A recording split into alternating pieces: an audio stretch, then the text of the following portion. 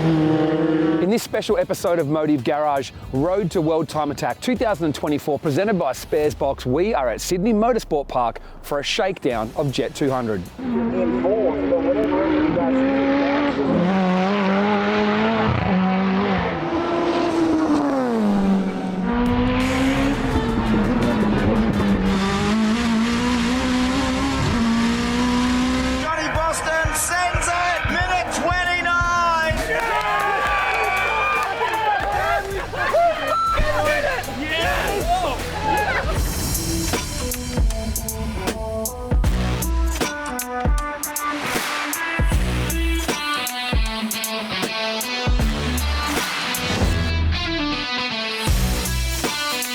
So today's shakedown is a little bit different. Now normally you'd pay to go to a normal track day, test the car, but today we're actually here for a television commercial shoot with Sparesbox, and they're letting us use some of the spare track time they have available to shake down the car. Now the idea of a shakedown isn't so much to try and see how fast the car is, it's more to get a base setup in the car ready for World Time Attack. Now you saw in the previous episode, we've changed the knuckles in the car, we've changed some arms, we've got front canards on it, and we've changed a lot of little things on the car. Now it's time to see if all the things we think will help change the car in theory work in practice. So the goal for today is I'm going to go out and quickly do a couple of laps in the car, make sure it doesn't make sure it does what it's supposed to do. And John Boston's here today as well, so we're going to throw him in the car. We've got Chris from CS Engineering and Chris from Shockworks here today to make sure they can set the car up. Matt Hanslow from Red Sun here, as well as Rowan, to look at all the logs and make sure the tune is all good as well. So best thing is we've got most of the team here today, so we can get a handle on the car, get it set up and get it going. So I'm going to jump in, see what it's like. Let's go.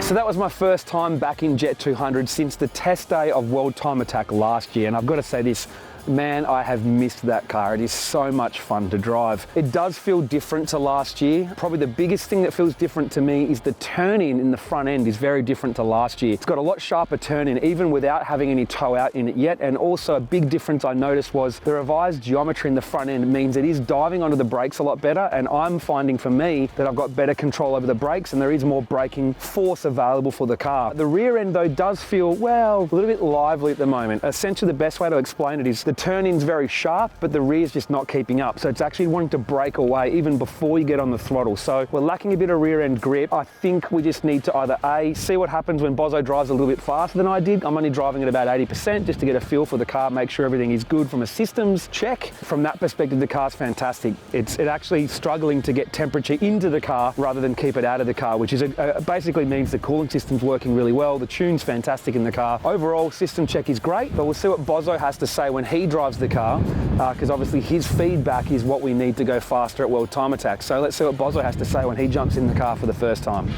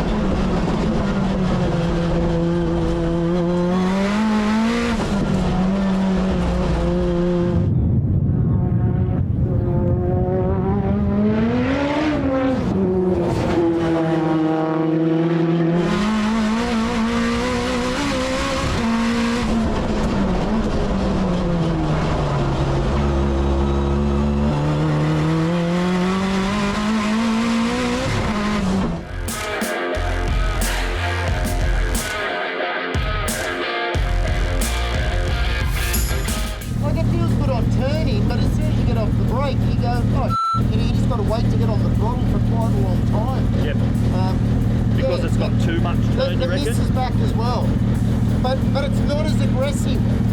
Okay. Yeah.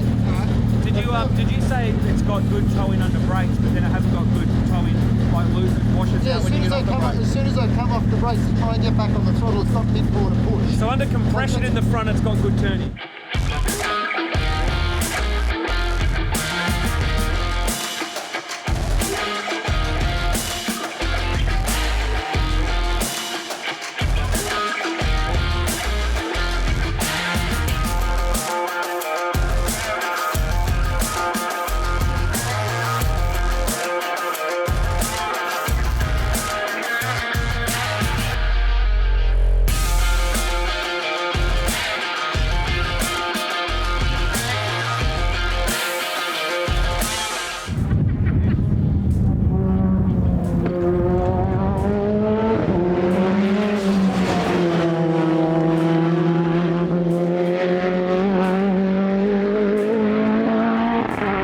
So Bozo drives this car, well, a lot faster than I do, and being the pro driver, his feedback is our tool for tuning this thing.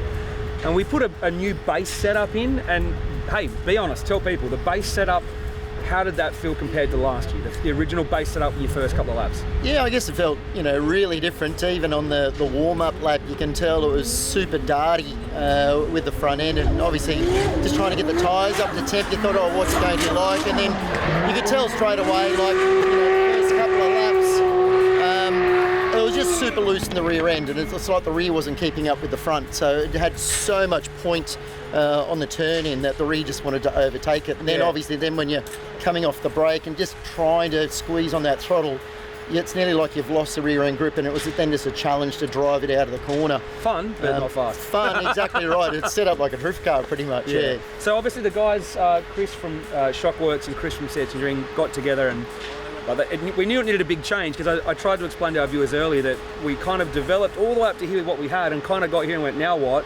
We kind of had to take a step back to then take a step forward, and it's only been essentially one change, and it was quite a big change, but obviously that made a big difference, right? It was huge, yeah. Straight away you could feel the difference, like more drive out of the corner.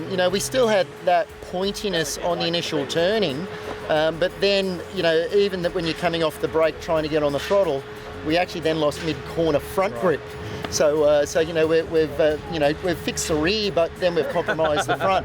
So which then obviously you just got to wait a little bit more to get the car to point so you can get on the throttle. So we're nearly there. We're close. We just need to bring it back a little bit and sort of be in the middle somewhere. So the boys are making another change to another end of the car to try and get it fixed. That's what it's like though, right? Like you fix the back, then that changes the front, then it's just a battle. So I mean, I guess our viewers are going to want to know, how far off last year is it already? Like, are we almost at last year? Are we miles away from last year? Where are we at? Yeah, no, I don't think we're that far off actually. So we're obviously on a really short circuit here today, but we've got two corners, turn 6 and 7, which we use at World Time Attack, and we're still able to approach those two corners at the same speeds as what we do at World Time Attack. So they're the corners that we're getting a gauge from, and the gearing's exactly the same. So the car, it feels hooked up on turning. As I said, if we can just tune that mid-corner grip a little bit, I think we're there, and we're just on old rubber and stuff like that. It's the tyres obviously from last year. You don't have full power yet either. Oh, that's Actually, right. not anywhere near it. You're on the medium power setting right now, which is 490 kilowatts or something, or 470 kilowatts. Your high power setting is 510, but last year you had like 560 kilowatts or something in the shootout. So you're probably 100 kilowatts odd down, like well over, like 150 odd horsepower down on what full power is as well. So my goal was to try and see, can we kind of go 29s without the kill mode of last year, so we've still got the kill mode up our sleeve for later, because basically anything over sort of like 35 pound is lifting head territory. So my goal is to try and run like 29s again in without kill mode, and then give you kill mode when you're ready. So. Absolutely, mate. Well, I still think it was absolutely ballistic to do the 29 last year in this car, and to me there were still two big things that we were trying to tune out of the car. One was that rear end grip, and then the other was the misfire that we had, and I just think even if we fix those two things, there was a 28 in it, as it was. So if we can obviously make it handle even better again, and get rid of the miss and all that sort of stuff, and the stars align, the car's definitely got more time in it, there's no doubt about that. one of the things I looked at geometry-wise, I thought would be a big change is braking. I felt a lot of difference to me personally with braking. It could just be what I'm picking up on, but I think with the revised geometry in the front, it feels like it wants to dive and use the brakes a lot better. So we didn't go to Bosch Motorsport ABS. We thought we might, but we're kind of saving that as another step, I guess. That's right. But it feels like it brakes better. Do that for you as well? Yeah, absolutely. Oh, for sure. Like the pedal feels good. It feels like it's stopping well in a straight line, and the Bosch ABS is obviously a lovely little advantage or a little tweak, but yeah, that's obviously something that we can have up our sleeve for years to come. This is, as we say, we know it's still one of the basic OGs, isn't it? It's a basic car, mate, and look at what we're doing with it. The actual, package hasn't really changed since 2014, other than we went to VE. That's really it. It still has a similar size turbo on it, same gearbox, still a 2.2. Yep. The aero hasn't changed much. All we've done is add canards this year, so yeah, there's 5% in aero, 5% in braking, 5% in suspension. Every little area has 5%, so I'm just hoping that that's enough to, just chip away. For sure. we have to preset a time point at which I send myself bankrupt again. I'm going to go this year that a 27.9 is the bankrupt figure, but anything in the 28 says we're all stoked, right? Yeah, absolutely. We're all stoked. Anything faster than last year, we're stoked. Yeah, exactly.